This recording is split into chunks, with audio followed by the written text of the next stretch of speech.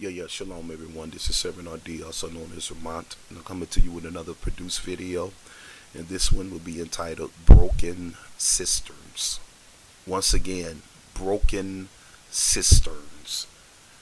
Now, I didn't want to do this video because I already covered this on open forum a few weeks back. When I thought about producing another video, I had another subject matter in mind. But as I began to ponder on the nuances of some of the things that I was going to present in that video, on that subject matter rather, I was hard pressed after this subject was dropped into my psyche. And I thought about it, and I'm like, man, I already covered this. But I felt the urgency to bring this message again. And so, before I get started, I just want to say that we as a people, we as Israelites, we as people that have an agreement with the Father, a contract, we never learn. We continue to do the same thing over and over and over. And you know what they call that. They call it insanity. They say it's insanity to do the same thing over and over and expect different results. And that's us as a people. We try to find anything to sustain ourselves and to put us in an acceptable position on the world stage. Yet and still we find ourselves falling back down to the bottom of the totem pole, to the bottom of the barrel, the muck of the world. But at the same time, we influenced all cultures. If you take all the Israelites out of the United States would fall instantly, because we're the life-giving force here. They won't tell you that, but that's the truth. Israel is the life-giving force. It's the substance that keeps America functioning.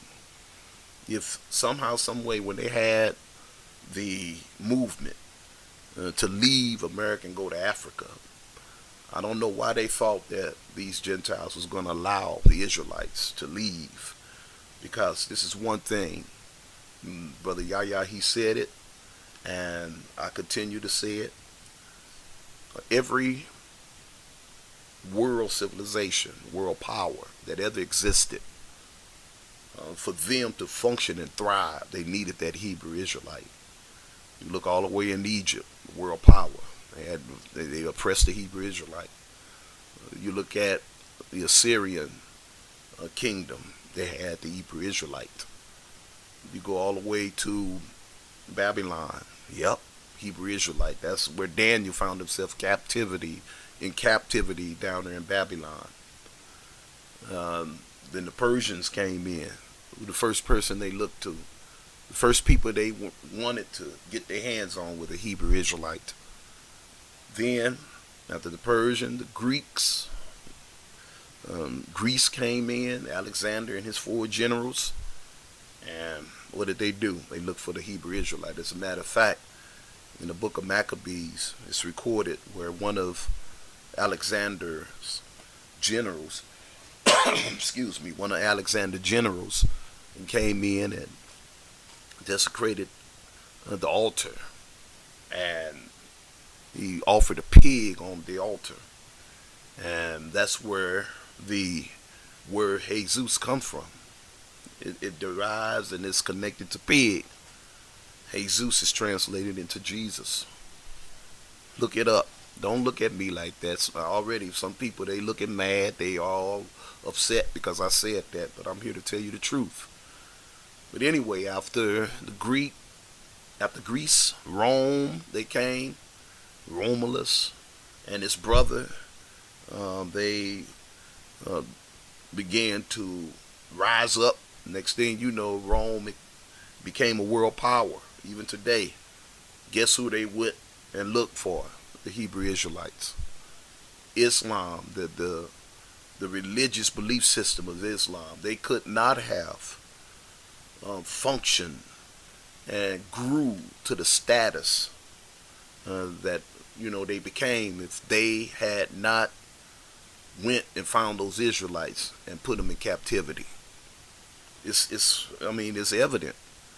So many people, they look at the um, group of people that's in Israel right now and say they're Israelites. Many people know they are not.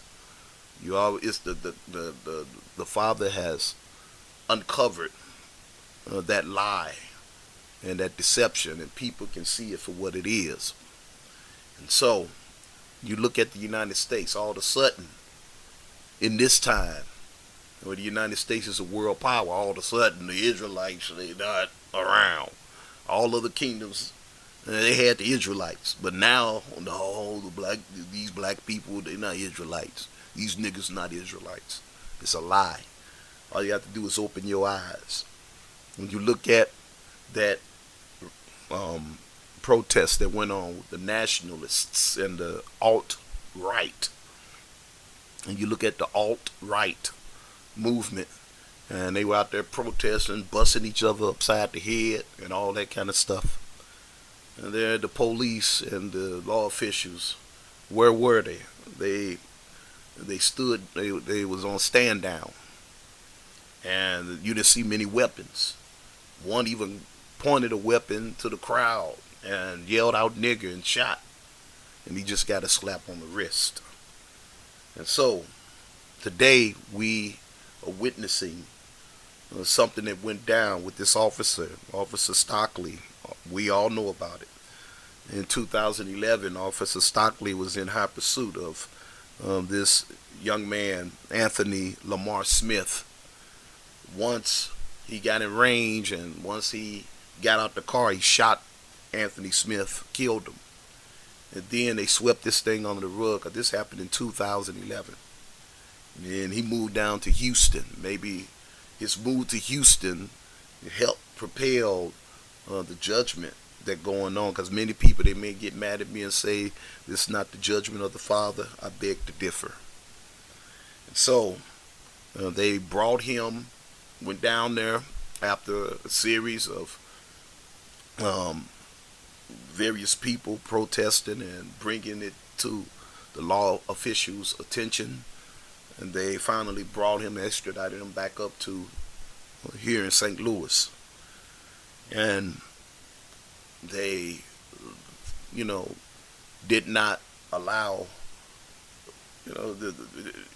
they just messed around and eventually dropped the charges on the officer.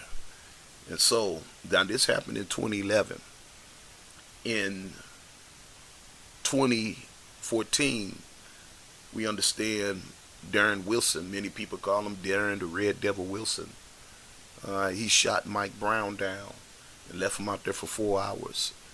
And then, there was all kinds of chaos that broke out here in the STL. And so, with this decision that went down with Stockley, once again, we are experiencing the same thing here in St. Louis. They were downtown, they were protesting, jumping on cars and all kinds of stuff. Then they went to the Central West End, and they over there protesting. And earlier today they were at Chesterfield Mall protesting there, talking about justice, talking about they crying out to a system that never showed any form of empathy towards a people, never showed any type of cordial behavior towards the people, the Israelites is the people that I'm talking about. Never showed any type of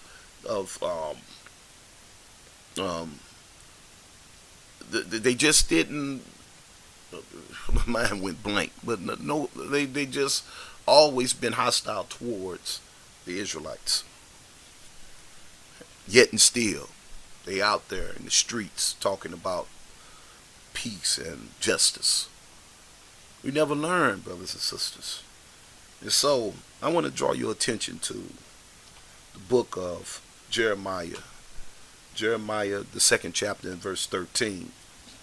And, uh, already it took 15 or 10 minutes. And so I want to do this and do this in timely fashion. Jeremiah 2 and 13, it says, "For my people have committed two evils. They have forsaken me, the fountain of living water, and hewn out cisterns, broken cisterns that can hold no water." Let me read that again. "For my people have committed two evils." Notice that the Father say my people. He sent Jeremiah. And Jeremiah, he wasn't a loved individual. They did not like Jeremiah. Nobody listened to Jeremiah. They didn't want to listen to him. But Jeremiah consistently and passionately urged the children of Israel to act and to obey the Father's word. They didn't want to hear him. So Jeremiah, he wasn't like the average preacher. You get the average preacher, you get Jakes, Osteen, Dollar, and all these preachers. They are highly favored among the people. And what did Yahshua say? Yahshua said, if the world hated him, then the world will hate us. When you find somebody that's highly favored among the people, you have to raise an eyebrow, or your ears should go up like Doberman pinchers. When you find somebody that's favored among the people, Jeremiah, he was not favored among the people. But yet still he brought the word. And the Father said, look here, Jeremiah, I'm going to send you there to my people. The Father consider us as a wife, as a bride. We married to the Father. Many people don't know that. Yes, the Hebrew Israelite, they are married to the Father. This is why the whole world has benefited off the Israelite. This is why the whole world has, just like now, rap music have went around the globe, and everybody want to be, is mimicking that style. You have some professors and some of the higher profile, quote unquote, higher echelon of people, people that's in the higher learning and institutions. You find these people, they still want to have that swag. They want to have that life. We the life source of the world, but yet we still don't realize that. How in the world can the life source of the world, how is it that they find themselves begging to a system for justice? Why? Because the Father said we committed two evils. And he told Jeremiah, the first evil is that you have forsaken me. Listen to that. This is the Father talking to us. The Father saying, look, y'all have forsaken me. You have abandoned me. You have left.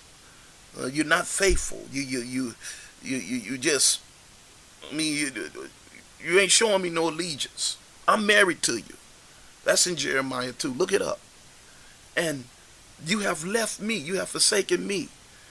And what did the Father refer to himself as? He said, you have forsaken me, the fountain of living water. Let me tell you something. We are privileged today. Today, every house has a faucet. But there was a time here in the United States where you just didn't have a faucet where you could just turn on water. So we don't know the significance of a faucet, of a fountain of living water. That's what the Father referred to himself as. And we know that water is the essence of life. You can't survive too long without water. It is said that there are 3 days.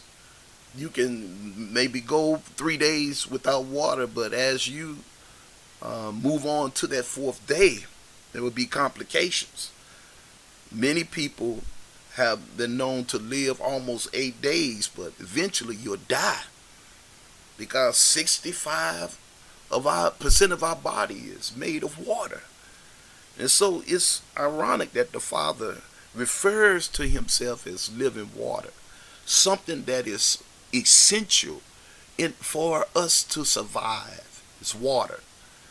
And so you see that the Father said, you have forsaken that. Water also denotes provision. It denotes sustenance. And so the water that the Father referred to, he's talking about, I'm your provision. I got whatever you need. You need money. You need to take care of your family. The Father said, I am that. But people, they don't believe that today. The people, they are going to everything else except the Father. The Father say, you have forsaken me. And you hewn out. Think about that. He said, and hewn out cisterns. Once again, we don't understand the importance of a cistern. A cistern back in ancient times, it was important in the house. And people when they built houses back in those days, they would dig out a cistern. So when it rained, the cistern would become full of water, and they would use the water for their daily activities. Because we use water, we don't understand how much we use water. Let the water company cut your water off, and you'll see how important it is then. As many times we go to the faucet and we cut the water on without even thinking about it. So much all during the day. But you cut the faucet on, there's no water. You're looking around, you moving the faucet like that's going to make the water flow out. You turn the water on, then you move the faucet. But that's psychological activities that we do. You're looking for, because you know the water is essential. If you go a day or two without water, you begin to smell. Your body needs and you need to refresh yourself with water. Water is the essence of life. And this is what the Father referred to, his provision for us. It's like, that's what he said. And so, what you have is, he said, then you hewn out cisterns. Uh-oh. Now that's the kicker right there. The Father said, you have left all that I have, this essence that I have, you have left you have forsaken me. You ran off. You abandoned me. you disowned me. You relinquished the relationship that I had with you. You ran off, and from my arms, as I heard in one blues song, you left my arms into the arms of another man. I think that was Lattimore. That he's a bad risk. Why are you taking a chance on this? This is the Father talking to us. He's telling, look, y'all have left me and ran off into, and not only I had provisions for you, I supplied you with everything that you needed. This is the contract. This is a part of the agreement that we made. And not only did you run off, but you now went and got yourself a shovel and started digging a water cistern, trying to dig a hole to catch water. The provision that you had, you left that, and now you digging and you working harder to try to get that same provision that the Father gave, that it was automatic. That's insanity. And so this is what we see. And so the Father goes on to say, broken cisterns. Uh-oh. Not only did you dig out a cistern, but this cistern is broken.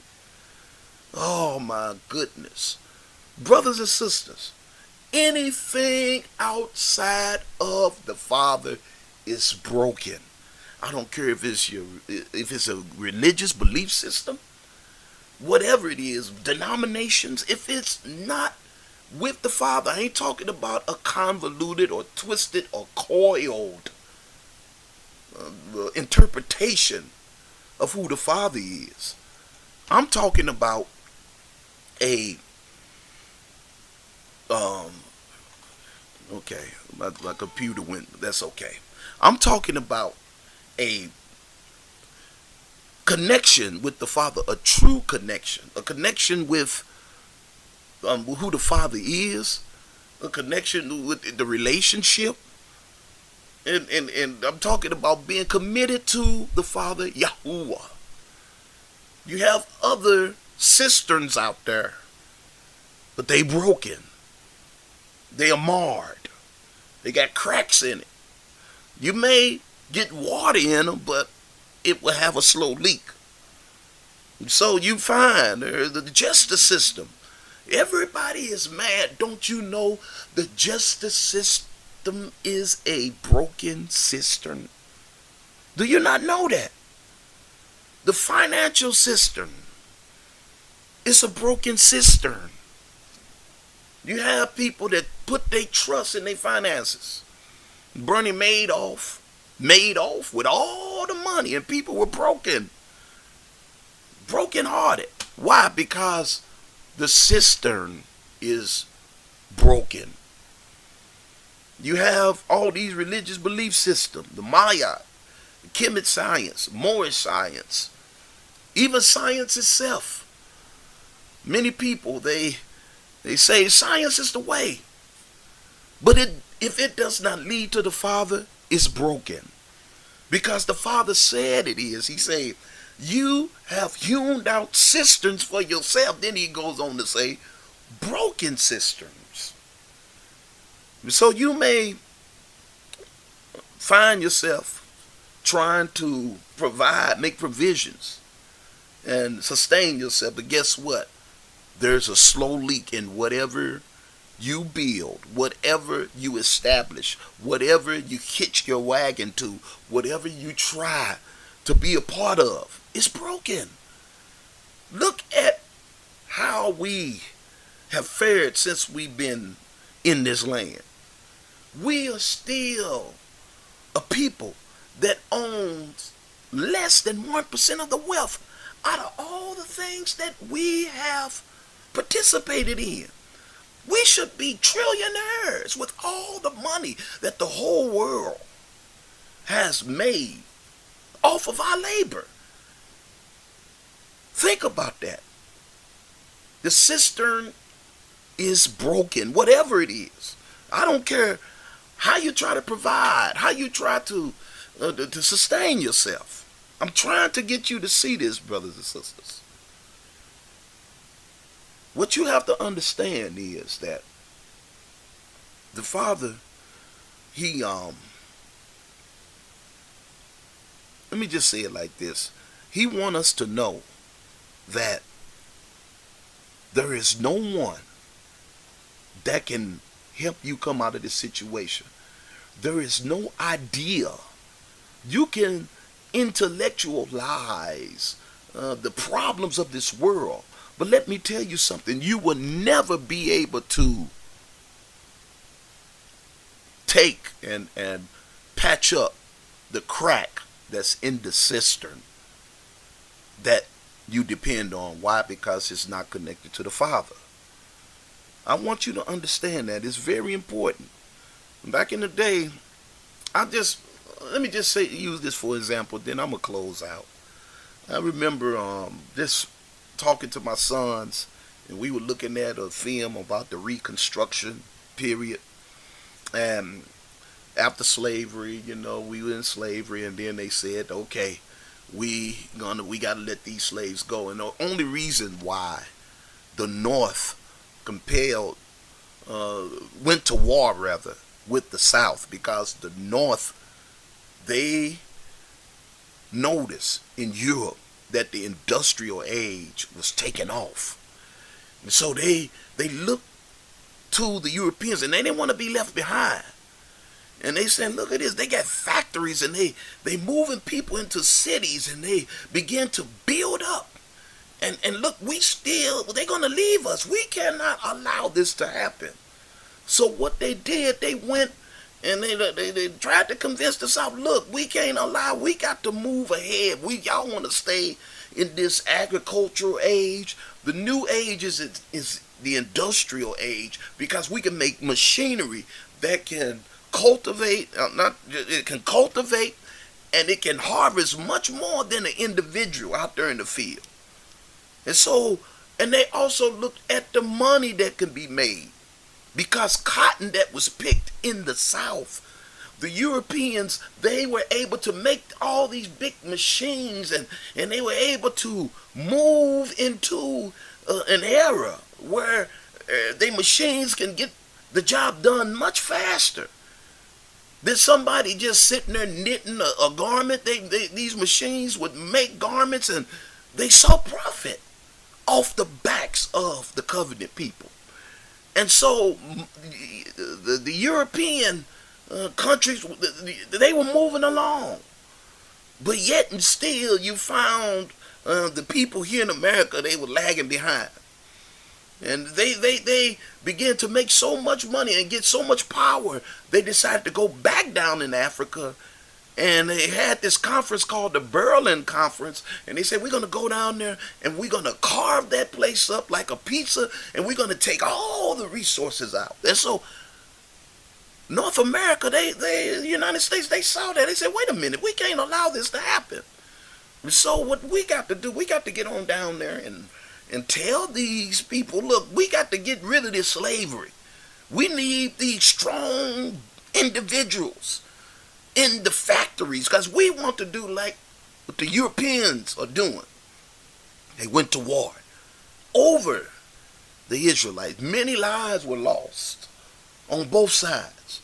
But then after that, then you had a Reconstruction period. And then you had Abraham Lincoln saying, okay, we're going to make a special agreement with you. The agreement was called the Special Field Order, number 15. And they say all the southern coast along the South Carolina line we'll give to you. And then you can get 40 acres, you can get 40 acres of that land in that area. And we got all these mules around here that we've been using. We don't need them. You can have one mule. And that's where the term 40 acre and a mule come from. The Special Field Order number 15. What happened? You had another president that came, that stepped up, because many of the Southerners didn't like Abraham Lincoln for making that deal and many other things that he did. They killed him. They assassinated him. Then Andrew Johnson, he stepped up and he said, look here, you can't get that land. We giving it back to its rightful owners. Broken cisterns. Later on, you had W.E.B. Du Bois that stepped up. Great man. Wrote many books. He came with the Niagara movement. And he said this movement is going to be named after Niagara Falls, because this is a mighty current that we are starting here, and it would change the whole concept of the Negro. And we can come out. And they had intellectuals. He had black intellectuals who was chosen to discuss civil, social, and political advancement of black people. From that movement, the advancement of colored people, the advancement of colored people, it was started NAACP. I can't even think of the name now, but the title. But the NAACP was started from W.E.B. Du Bois. But then you had George Washington. No, not George Washington Carver. Booker T. Washington. Booker T. Washington came and said, no, man, this intellectual stuff, it ain't no work. These people, they don't want to give us what we rightfully deserve, that's okay. The industrial age is coming to America. See, they understood.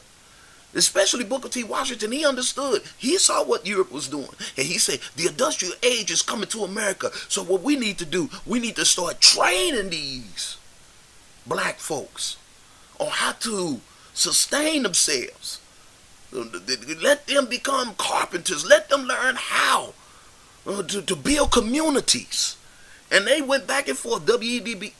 Du Bois, he said, no. We need the intellectual. We need to do this through the civil services. We need to do this through the political advancement and the social. And we need to do this through the voting system. And Booker T. Washington said, we beating a dead horse. Let's do it through the training these people to become their own, to stand on their own 2 feet. Guess what? Both of the systems eventually failed. Black Wall Street was, it came out of that concept of both W.E.B. Du Bois and Booker T. Washington. And you had a community in Tulsa, Oklahoma, where all these people were thriving in the community. And what did they do? They came in and burnt it down, killed people. But the Father already told us thousands of years ago that these systems are broken cisterns. You had Marcus Garvey come up and say, "Back to Africa movement." Deported him, sent them, and kicked him out of America. The government, they kicked him out of America. And that movement failed.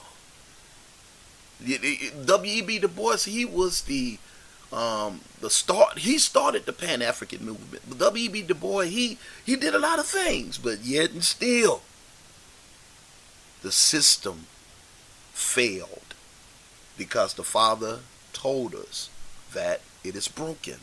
Are you catching my gist? I just want you to understand this. And then Marcus Garvey, he rose up and his movement collapsed. Later on, you had Rosa Parks that refused to give up her seat to a white man. And they used Rosa Parks because another woman, they said she too dark, we need somebody light skinned. They've been plotting and planning. These people are wise. They understand. We don't understand, but they know what Jeremiah said. And they know the system is broken. So what they have done, they went and they had all this uprising to take place. And Rosa Parks, Martin Luther King came on the scene. And all the marches and all the speeches and all the things that went down. At the end of the day, Martin Luther King said, "I fear that I integrated my people in a burning house." The system was a broken cistern. And not only Martin Luther King, you see Andrew and all the rest of them, they dispersed.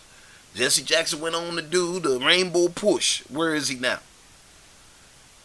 Now you have, next thing, Al Sharpton, he came up. Where is he? All these leaders, the Father wanted us to know, like I forestated, nobody will be able to save you. You must come back to me. These systems are broken. And you will never, ever be able to have this fresh living water that you desire. What's the living water? Part of it is just to have a life of peace. Being able to take care of our family without someone always trying to kill us and trying to hunt us down. And not worrying about our children, sending them off to school and not worrying about the police coming. I mean, it's always full of trouble, like Job said. Why did Job understand that? Because the Father Spirit put it in Job to say that, even though this prophecy would not be spoken until 100 years later. Job said, a man born of a woman is of a few days and full of trouble. Because these systems out here, they've been developed by the fugitives in heaven. Those that rebelled against the Father. These are systems that they put up. That's why they call it world. This is why John said, love not the world, neither the things that are in the world. The world is an established order. The order that's been established by Satan. And it will not last. It's broken. We must understand that. We must go back to the Father because he said he is the living water, brothers and sisters. I know many people, they say that you raise your voice. So what? I'm in the Word. The Word say, cry aloud and spare not and lift up your voice like a trumpet. And so I ain't gonna be worried about talking out. Yeah, sometimes I do it, but I'm not gonna just make it a personal endeavor to, yeah, brothers and sisters. No. I'm bringing this to you because this is very important. Anything outside of the Father is a dry place.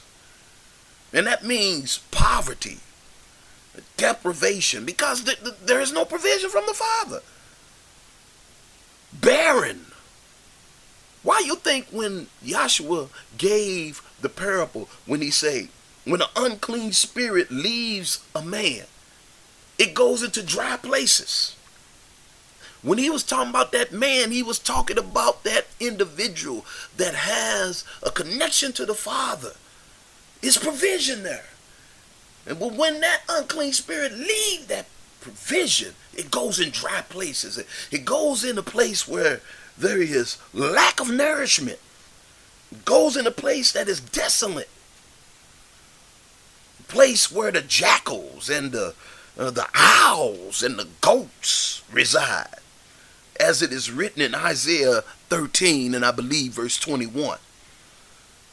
The jackal is a predator. The owl is a nocturnal bird, just like the jackal is a nocturnal animal. The goat, which is Baphomet, which is in Leviticus, I believe, I can't remember the chapter, Leviticus, it explains how every year there would be an atonement. And they would put their sins on the goat and let them go out into the wilderness, into the dry place. The Bible, it fits all together. And Satan, he saw that nuance of scripture, and he took that goat and promoted it, and now that goat is worship. It's a cistern. It's all in the music industry. People, you got to understand what is going on. You need a real preacher to tell you these things. You just cannot go off the old watered down Christian messages that we have learned and grown accustomed to. This is a new era. The Father is redeeming his men back to the rightful place. Brothers and sisters, the cistern is broken. You got to understand that. They used the cistern. When the cistern broke, guess what they used it for? I bet you don't know what they used the cistern for when it was broken. They used it for a prison. Yeah, that's right. That's what they did to Joseph. They took Joseph and his brothers took him and threw him in a cistern. You find that in Genesis, the 37th chapter. Go from verses 15 to 24. You'll see it. They took him and threw him in a cistern, a broken cistern. There was no water in it. It's good for nothing. What is the metaphoric meaning behind that? Everything outside of the Father, it may hold water, but it's a crack. It will slowly leak. Look at all the athletes that had millions of dollars. Iverson made $600 million broke. Look at some of the other athletes that Mike Tyson should be the richest man in the world. The way he fought, broke. Look at some of the rappers, broke. DMX broke. This is a broken, it's right in plain sight. And I'm just here to just let you know. And so, brothers and sisters, this is what the Father said. He already told us it's broken. And so they used the cistern as a jail. That's what they did to Jeremiah. They got so mad at Jeremiah that they put him in a cistern. They threw him down there. It had a little mud and water, and he began to sink. An Ethiopian, I believe, came and put a rope down and pulled him out. What is the symbolism of that? The symbolism is that the cistern is, the broken system is the prison industrial complex that we are witnessing today. They building prisons all over the place. They put in prison. They just put this boxer, gave him 3 months because he couldn't pay child support. Why did they give him 3 months? Why are they throwing people in prison? It's a broken cistern. This is what they use the cisterns for in ancient times. It's a prison, metaphorically speaking and figuratively speaking. And not only that, literally speaking, this cistern is now a prison. America got more prison than anything, than any other country around the world. Brothers and sisters, it's broken. You got to understand that. I know I'm kind of, excited. I just want you to understand, brothers and sisters. I think I gave enough examples. Because you must understand. You got to drink from the living fountain. How do we drink from the living fountain? Come back to the Father. Come out of these religious belief systems. Come out of the Mayat system. Come out of all these convoluted doctrines that's out there. I've talked about it many times before. We got to come back and come to the Father wholeheartedly. This is why Yahshua told that woman at the well. He said, whosoever drink of the water that I should give him should never thirst. You see what I'm saying? And not only that, he say, but this water that I give him, it shall be a well springing up into everlasting life. That's provision like a mug, brothers and sisters. All the Father wants is for us to come back to him. Remember, he said, you have forsaken me. And you dug out. That means you did a lot of work. Look at all the work that people do. All the effort that they put in just to make it. You hear people give that testimony all the time. I remember Taraja, Henderson, she gave a testimony. You don't get this easy. I have to work. With the Father, you ain't got to do that. You see what I'm saying, brothers and sisters? This don't come easy. You got to work for this thing. You got to do this, you got to do that, but it's a broken cistern. I don't care. And it don't always have to do with money. It's your sanity.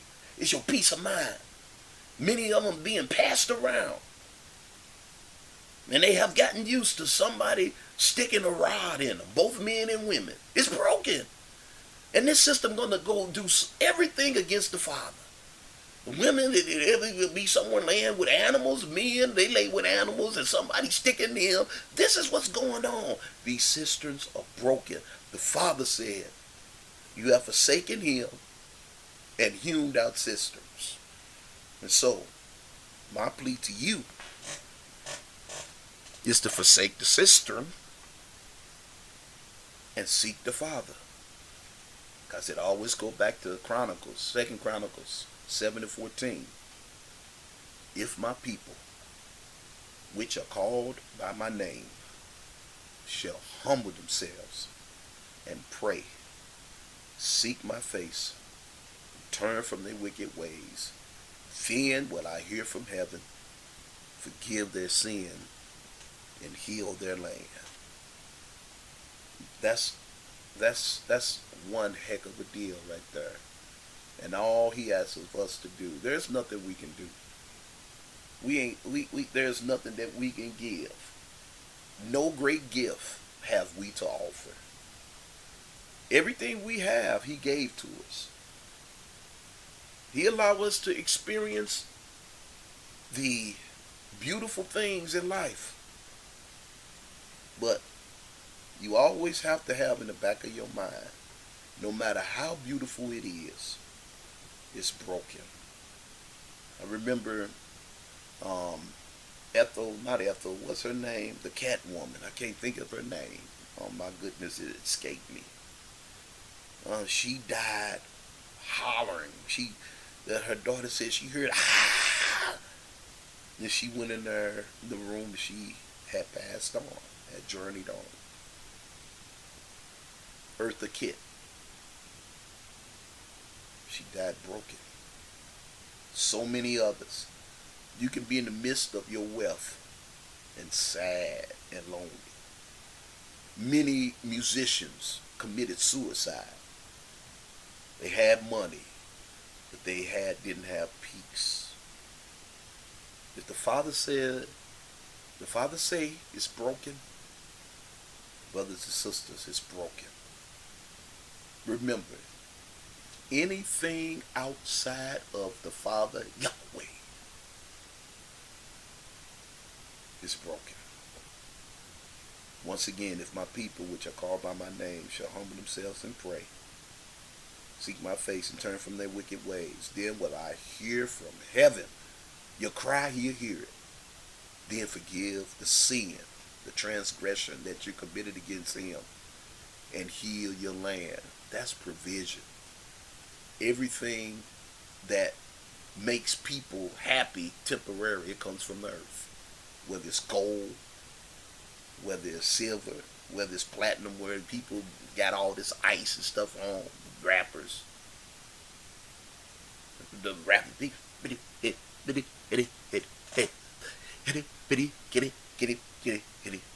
showing their diamonds and all their jewelry. And showing a big booty girl twerking. It's broken. Go to the Father. That's what I decided to do a long time ago. The Father wants your allegiance. He wants your faithfulness. He wants you your devotion. He wants you to be devoted to him and show fidelity towards the Father. It's not easy. It can be challenging. We all have a challenge, and we all, me included, I have challenges. I have things that pop up. Me and my nephew, we talked about it. We talked about the Coleman weakness. We all have a battle, but we don't succumb to it. We fight that thing off and keep it going, keep it moving. Okay, I think I've spoke long enough. All right, y'all. I'm your brother, Servant RD, also known simply as Ramat. Shalom.